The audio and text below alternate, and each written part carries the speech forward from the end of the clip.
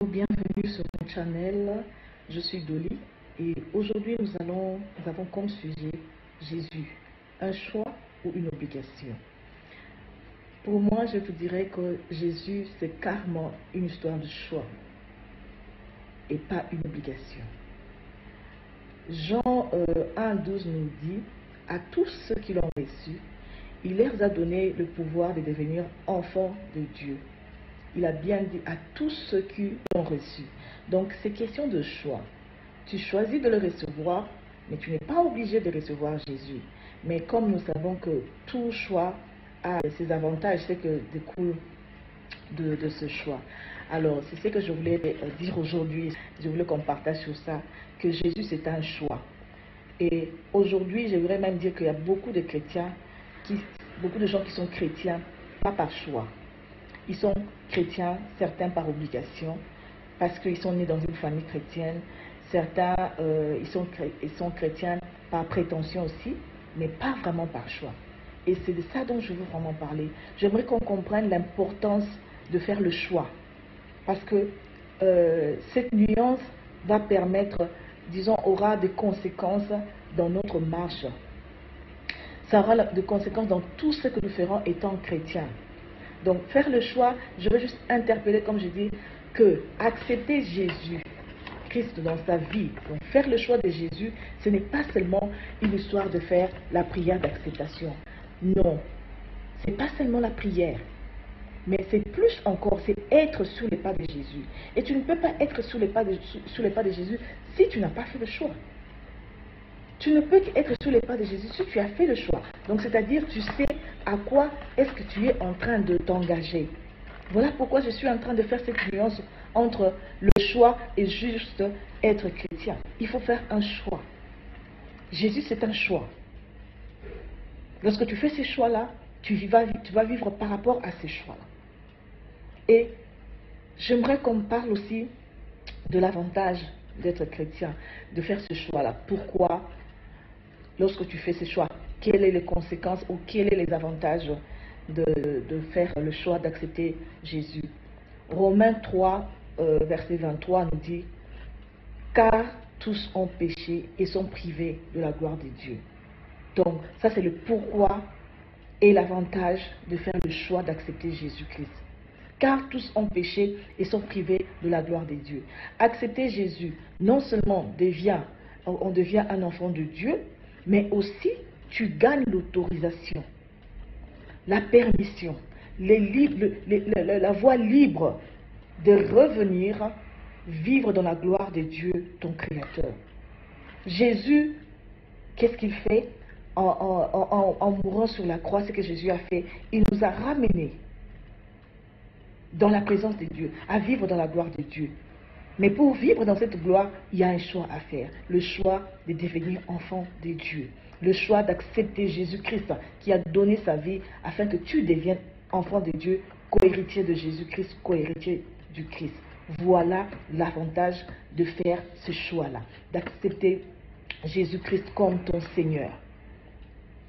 Et je dirais encore, pour ceux qui sont chrétiens, qui sont déjà chrétiens, j'aimerais qu'on se pose une question. Pourquoi tu as fait ces choix? As-tu réellement compris le pourquoi du choix?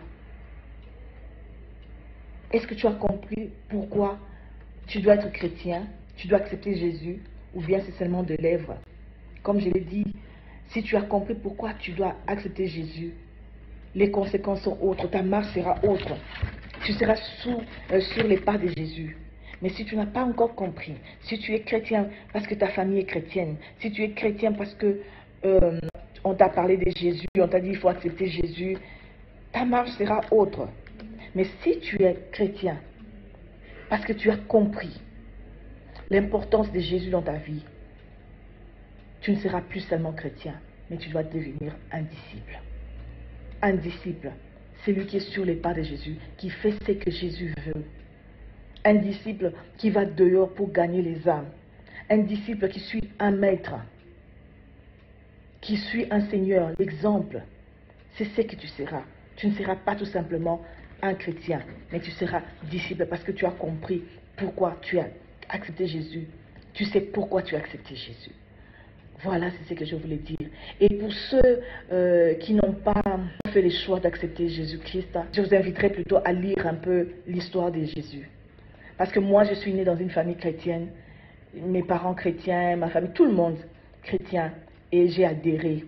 Mais au fil des années, j'ai compris qu'il y avait une différence entre accepter Jésus par choix et être chrétien par familiarité, si je peux dire, ou bien parce que tu viens d'une famille chrétienne.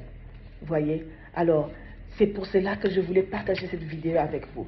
Pour ceux qui ne croient pas encore en Jésus-Christ, je vous inviterai à lire l'histoire de Jésus. Moi, ce qui m'a attiré le plus avec les temps, à cet âge que j'ai, qui m'a attiré à dire que Jésus est un choix, c'est l'histoire de Jésus. Alors, je vous invite à lire l'histoire de Jésus. Sa conception miraculeuse m'a attiré. Sa naissance par une vierge m'a attiré. Cela m'a fait comprendre que son histoire est spéciale. Il n'est pas comme d'autres personnes. Ça m'a attiré à devenir disciple. Vous voyez? Alors, je vous invite, vous qui n'avez pas encore accepté Jésus-Christ comme votre Seigneur, je vous invite à lire l'histoire de Jésus. Il y a beaucoup d'événements de Jésus en lisant son histoire qui m'ont attiré. Par exemple, je vous dirais à Golgotha, juste avant sa mort, la façon dont on l'avait arrêté, lui qui était parmi les Juifs, on ne faisait rien, ils n'arrivaient pas à l'arrêter. Mais ces jours-là, ils ont pu l'arrêter. Il est passé par des souffrances. Sa mort sur la croix, c'est différent. Il a reçu une mort différente des autres personnes.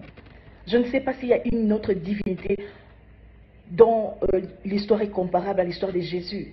Non, je ne pense pas. Après sa mort, les événements autour de sa mort, juste après sa mort, ce sont des événements qui m'ont attiré à devenir disciple. Lorsque Jésus a expiré, qu'est-ce qui s'est passé? Le voile du temple s'est déchiré. La terre a donné les corps des saints qui sont revenus à la vie. Voyez un peu, la terre a tremblé. As-tu déjà entendu quelqu'un mourir et la terre trembler après sa mort?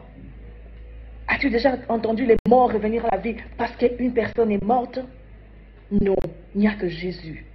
Cette histoire vraiment m'attire beaucoup. Voilà pourquoi je voulais partager cela à ceux qui n'ont pas encore accepté Jésus.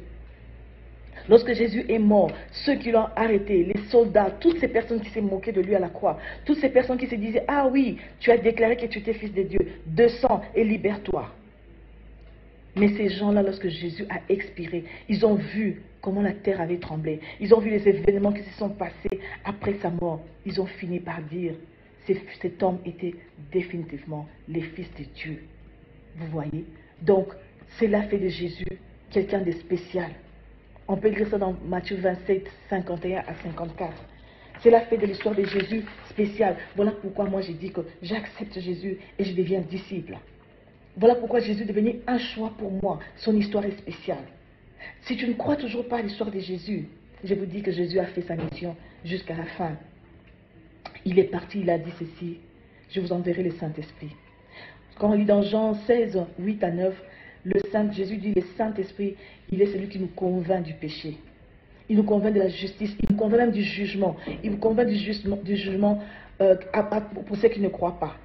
Donc je te demanderai, je t'inviterai à trouver un temps, seul, dans un lieu secret, dans ta chambre où tu es seul. Mets Jésus à l'épreuve.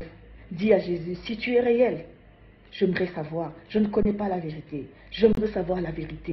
J'entends beaucoup de choses, beaucoup de divinités. J'aimerais savoir si tu es réel. Alors, envoie le Saint-Esprit, lui qui convainc. Parle-moi, prove yourself. Dis-moi que tu es réel et je te servirai.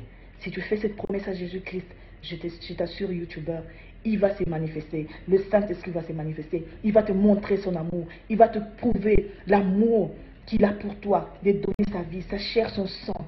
Ce n'était pas pour rien. Fais-le, mon cher YouTuber, et je suis sûr que tu nous feras un commentaire qui sera vraiment utile pour tout le monde. Alors, je m'arrête ici. Je vous invite à aimer la vidéo, à partager si vous aimez bien sûr, vous partagez, à vous inscrire aussi pour recevoir des vidéos prochaines. Vous vous abonnez, vous cliquez sur la cloche pour recevoir des vidéos prochaines et on se voit à la prochaine vidéo. Que Dieu vous bénisse. Au revoir.